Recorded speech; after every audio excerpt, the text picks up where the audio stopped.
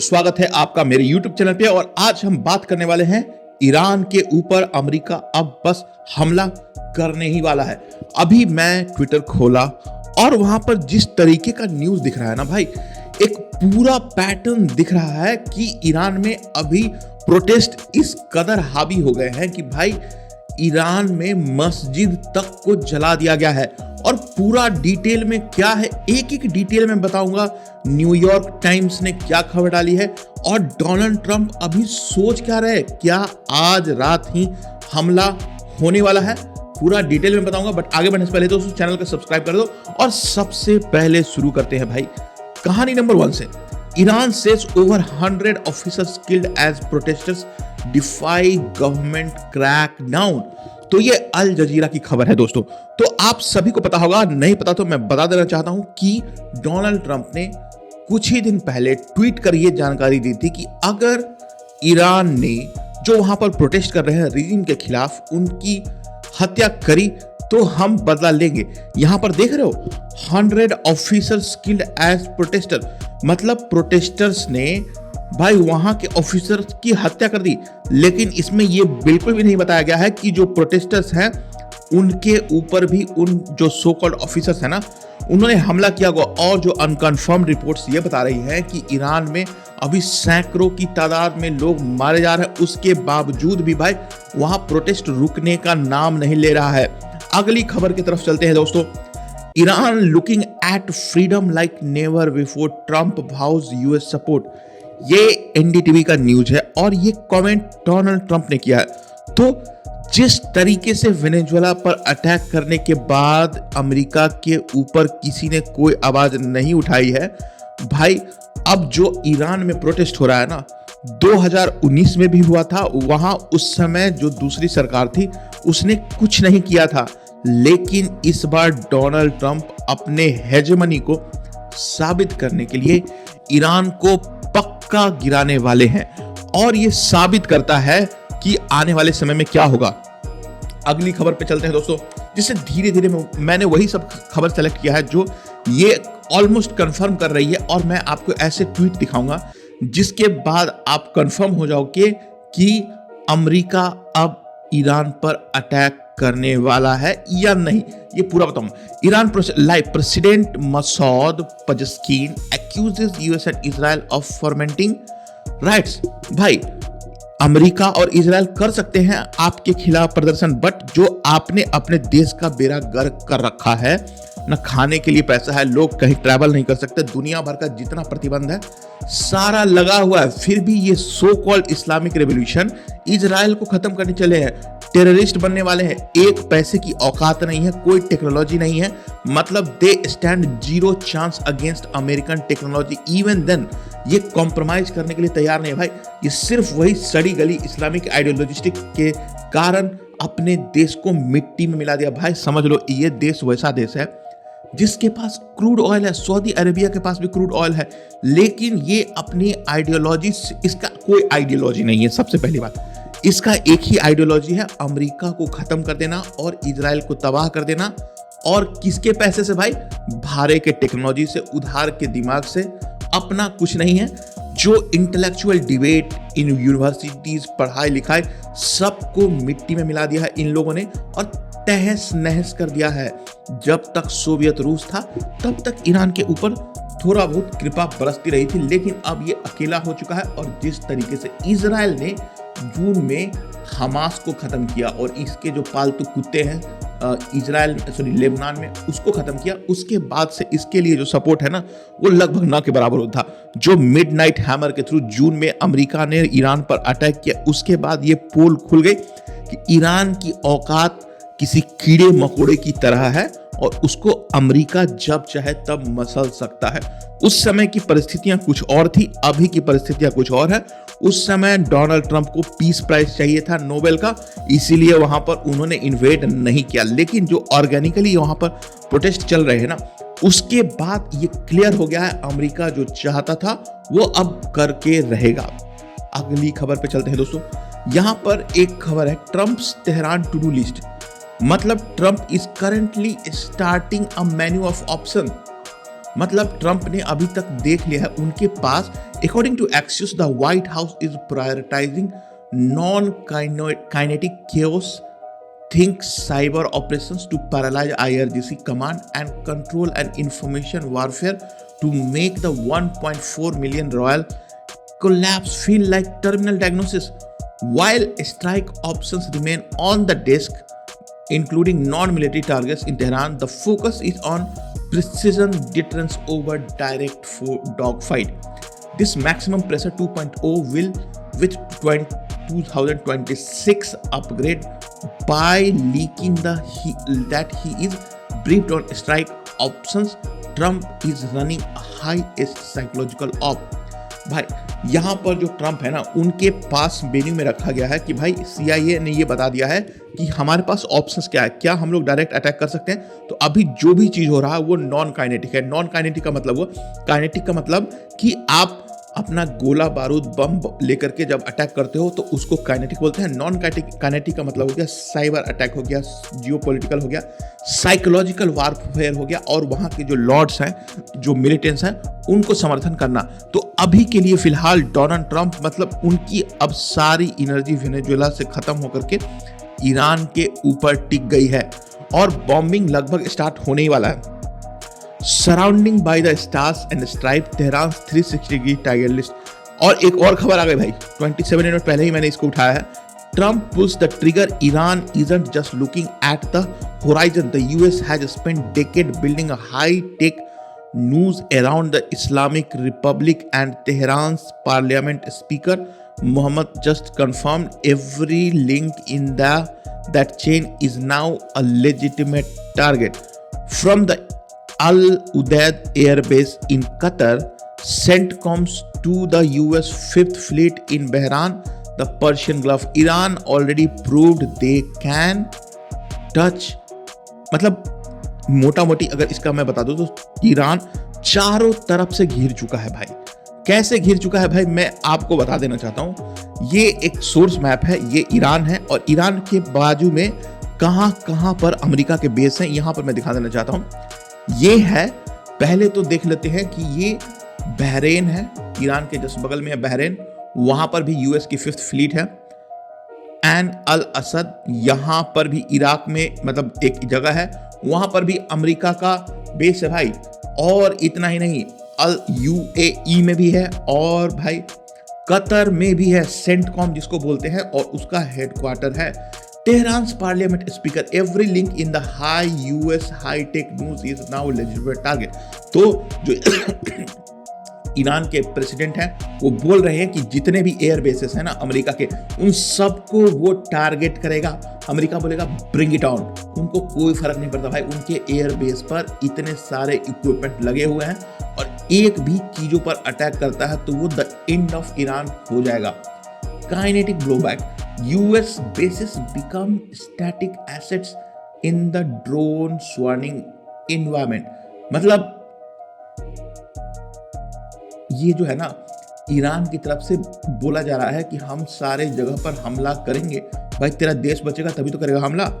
जो भी है, host countries sweating under US security umbrella, fearing becoming a lightning rod. और थोड़ा सा प्रेशर इन लोगों के ऊपर भी आ जाता है, जैसे कतर हो गया, कुवैत हो गया, UAE हो गया, ये पड़ोसी देश है। अगर कुछ होगा तो मरता हुआ रेजिम है ना, इन सब पर हमला कर सकता है, बट वो देखने वाली बात होगी। Iran want just hit a base, they will choke the world's oil pipe, a single missile on US. ये भाई ईरान ने धमकी दिया है अमेरिका को कि अगर कुछ करोगे तो हम ये कर देंगे। पहले भी धमकी दिया था, कुछ उखाड़ नहीं पाया था। अब हम चाहते हैं, कुछ प्रोटेस्ट आ रहे हैं, वो बताते हैं। Mashhad city of Iran last night during the ongoing anti regime protest, वहां पर ये तस्वीरें वहां पर रिलीज हो रही हैं ओपन सोर्स इंटेलिजेंस की तरह। भाई एक मस्जिद को भी वहां पर लोगों ने जला दिया। उसके बाद जो 2 इंपॉर्टेंट ट्वीट है, एक इंपॉर्टेंट ट्वीट है, नीचे सिद्धांत सिब्बल है, ये इंडिया के रिपोर्टर है, कौन से चैनल पे काम करते हैं नहीं करते हैं, but I let you know. जो बिल एक्मैन है, पहले मैं इसके बारे में बता देना चाहता हूँ, उसके बाद आप पहले इसके ट्वीट को पढ़ो। I believe that it is now a certainty that the US and the president Donald Trump will come to the aid of the Iranian people, and we will do so soon. The only uncertainty is precisely when. The only gating factor is whether we have the right assets in the region to deliver the impact and also are prepared to defend any response from the IRGC. जो bill Ackman है वो billionaire है, New York के residence है और ये फालतू आदमी नहीं। ये जब भी ट्वीट करता है समझ लो कुछ ना कुछ तो होने वाला है। ये ज्यूज हैं, इजराइल के बहुत बड़े समर्थक भी हैं और इन्होंने जब ट्वीट किया है तो इसका मतलब है कि the end is near for Iran. समझ लो ये डोनाल्ड ट्रंप ही बात कर रहे हैं। और जो बिल एक्मैन है इन्होंने ये साफ साफ बोल दिया है कि अब बस अटैक होने ही वाला है, इफ नॉट व्हेन, मतलब कब होगा बस इसकी बात चल रही है, होगा कि नहीं होगा इसकी बात ही नहीं चल रही भाई। तो अगर ऐसा होता है तो कुछ ट्विटर पर तो ये भी बता रहा है कि आज रात को भी हमला हो सकता है और कहां कहां पर टारगेट होगा। अभी क्या है कि अमेरिका जो है ना पूरे ऑप्शंस को वैलिडेट कर रहा है और अपने जहाजों को जो वेनेजुएला में यूज हुए थे सबको अपने एयर बेसिस पर चारों तरफ से घेर लिया गया है ईरान को। और अमेरिका वहां अकेला नहीं है। जो लर्निंग्स इजराइल ने जून में किया था 12 डेज वार में, वही वाला फिर से रिपीट करने वाला। और हम सभी जानते हैं भाई इजराइल के एसेट्स मतलब हर जगह फैले हुए हैं। और खबर यहां तक ये भी आ रही है कि जो मिलिट्री जनरल्स है ना उनको खरीद लिया है। जो मतलब समझ लो आप सबने कोई मूवी देखी होगी तो ईरान में जो बड़े बड़े जनरल्स है ना उनको अपने अंडर में किसी भी तरीके से इजराइल ने कर लिया। अब मान लो कि 2-4 ईरान के जनरल्स अगर आ गए, उन्होंने बस एक सिग्नल चाहिए और सही माहौल अभी धीरे धीरे क्रिएट हो रहा है। जो भी प्रोटेस्ट हो रहा है ईरान में उसको लेकर के ईरान ने अपनी संसद को बोला है और वहां की नेशनल मीडिया पर अभी दिन भर ये जो क्या नाम है अली खुमैनी, उसके ट्विटर पर वो पहले फ्रेंच में, रशियन में, ना जाने किस किस भाषा में ट्वीट कर रहा है। अगर हम पे हमला होता है तो मैं ये कर दूंगा, अगर हम पे हमला होता है तो मैं वो कर दूंगा। ऐसा हो नहीं सकता भाई। जब 12 दिन का युद्ध हुआ था उस समय इजराइल ने और अमेरिका ने मिल करके इसकी ऐसी बकिया उधेरी थी कि अब समझ लो कि ईरान का एंड अगर नहीं होता है तो ये डोनाल्ड ट्रंप के लिए हार का सबब हो सकता है। और डोनाल्ड ट्रंप अपने आप को कभी वीक नहीं होने देंगे। इसीलिए अब मैं आ जाता हूं अगले मुद्दे पर। ये बहुत लंबी बात हो गई। जेके रॉलिंग्स, ये भी शायद हैरी पॉटर लिखा था, इन्होंने भी अपना क्लेम स्टार्ट कर दिया कि भाई ईरान के लोग जो प्रोटेस्ट कर रहे हैं उनके समर्थन में आ गए हैं। तो धीरे धीरे अमेरिका का जो पूरा इकोसिस्टम है, जब किसी देश के ऊपर आक्रमण होता है तो पहले न्यूज चैनल वहां पर प्रतिबंध स्टार्ट हो जाते हैं। उसके बाद भाई जो एक स्टेप होता है ना, how to invade a country और टॉपल अ गवर्नमेंट, वो सारे चीज एक एक करके आ रहे हैं। यहां पर देखें, Tehran's darkest hour, internet blackout masks a potential growing massacre. The lights are out, but the muzzle flashes are visible from the spaces. Iran is entering the meat grinder phase of its crackdown with a 60-hour nationwide internet blackout in the full effect. NGOs are warning of unfolding massacre. Iran Human Rights now confirms that at least 192 people are dead and number that jumped from 51 to 51 from 48 hours. While some reports suggest that the real toll could be even 100, security forces aren't just disappearing crowds anymore, they are deliberately shooting at the protesters. समझ रहे हो कि अब इनके ऊपर कोई भी डर भय नहीं रह गया है। और जैसा कि डोनाल्ड ट्रंप ने बोला था कि अगर आप जनता की हत्या करोगे तो हम आएंगे, तो भाई डोनाल्ड ट्रंप ने बोल तो दिया था। अब जब बस इंतजार इसी बात का हो रहा है कि आप कब आते हो और कब अटैक करते हो। तेहरान डार्केस्ट आवर, ये उसी का समरी है। अगले स्लाइड पे चलते हैं। ईरान ऑन फायर 2026 प्रोसेस, मौजूदा हालत। दोस्तों, ईरान में हालत 1969 की क्रांति के बाद सबसे नाजुक दौर में पहुंच चुका है। पिछले 2 हफ्तों में प्रोटेस्टर हर प्रोविंस और लगभग 100 से ज्यादा शहरों में फैल चुके हैं।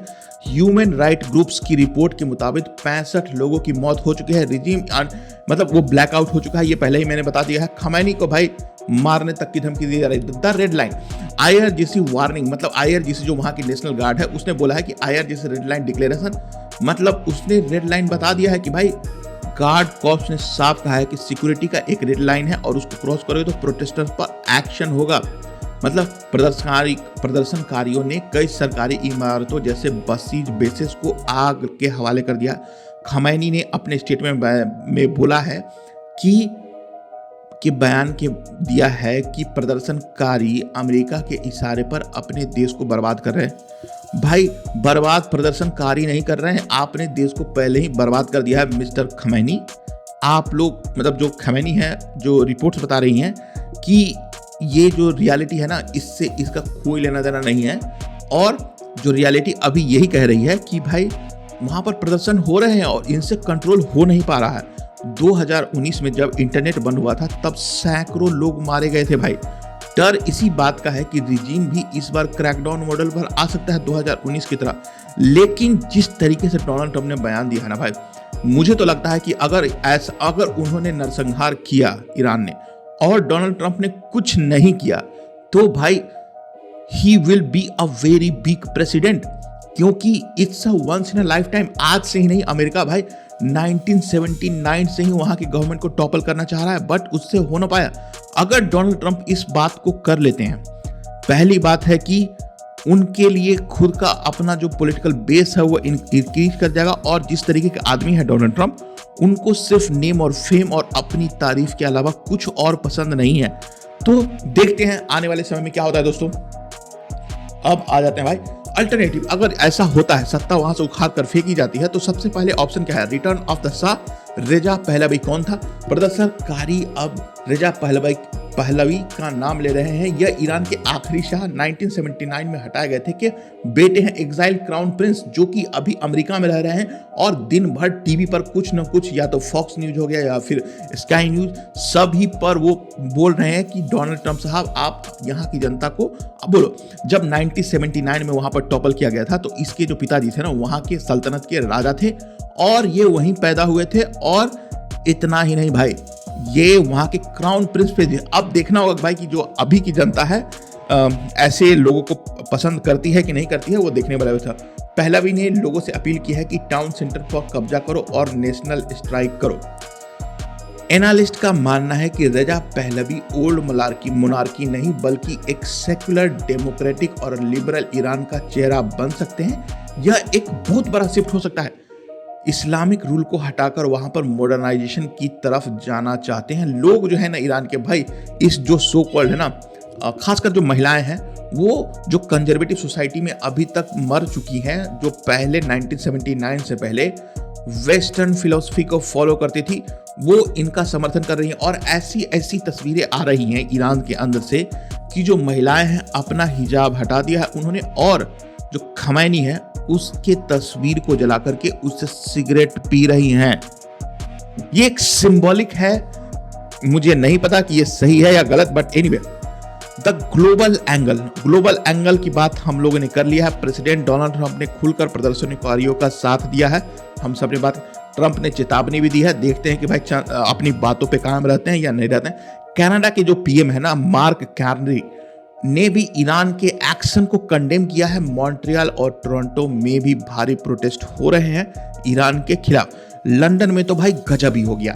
एक प्रदर्शनकारी ने ईरान की जो एम्बेसी है उसकी बालकोनी में चढ़ करके उसका जो ईरान का इस्लामिक फ्लैग है, लायन एंड सन, ओल्ड मतलब पूरा जो करंट वाला जो सिंबल है उसको हटा करके पुराना वाला जो ईरान का सिंबल था जिसमें लायन एंड सन हुआ करते थे, उसको वहां पर प्लांट कर दिया है। और इसके बाद जो भाई, अब मैं अपने कंक्लूडिंग रिमार्क से आता हूं कि जो भारत के लिए एक वेट एंड वॉच की पॉलिसी है, क्योंकि भारत अभी कुछ कर नहीं सकता है, क्योंकि चाबहार पोर्ट पर भारत को अपना हक जमाना है और इसी के लिए अमेरिका से कोई उल्टा सीधा काम कर नहीं सकता। अगर वहां पर सत्ता परिवर्तन होता है ईरान में तो भारत के लिए can be a bad news. Reason बता देना चाहता हूं कि वहां पर पूरी तरीके से अमेरिका का कब्जा हो जाएगा और वहां से भारत के लिए जियोपॉलिटिकली थोड़ा कठिन हो जाएगा, क्योंकि आसानी से जो तेल मिल रहा था भारत को उसमें नुकसान हो सकता है। तो भारत इसमें अभी कुछ कर नहीं सकता, क्योंकि हम लोग खुद ही अपने आप को विकसित भारत बनाने में लगे हुए हैं। मिलिट्रिकली ईरान चारों तरफ से घिर चुका है और पाकिस्तान का रोल इसमें देखने वाला होगा। क्या पाकिस्तान ईरान के खिलाफ जो भी अटैक्स होने वाले हैं उसके लिए अपने एयरबेस को, जो सो कॉल्ड नूर खान एयरबेस है, उसका प्रयोग करने देगा अमेरिका को या नहीं करने देगा। दोस्तों यहां तक पहुंच चुके हो तो वीडियो देखने के लिए धन्यवाद और मेरे चैनल को सब्सक्राइब कर दो और thank you for watching my video.